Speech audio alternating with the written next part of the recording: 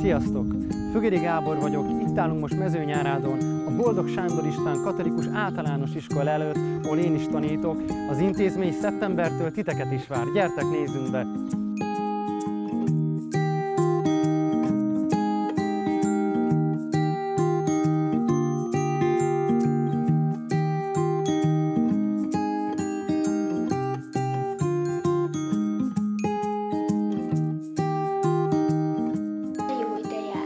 A barátokkal lehet játszani. Sokat lehet tanulni, meg barátokkal vannak. Hatalmas parkunk van, ahol különböző rendezvények várják a gyerekeket és a diákokat.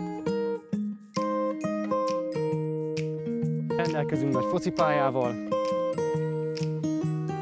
A következő helyiség pedig a nagy tornaterem, ahol rendszeresen edzések és programok várják a gyerekeket. Gyertek, nézzünk be!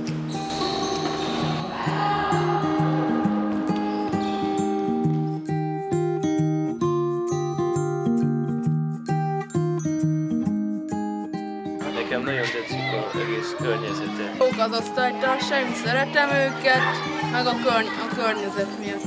Jókat lehet játszani, meg sokat lehet tanulni. Jók a tanárok, kedvesek, és még egy jó kis csendes hely van az iskola.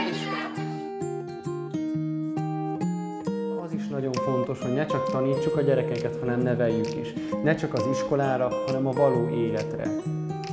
Hajdalán ezt próbálták megalapozni az egykori szalézi rendi szerzetesek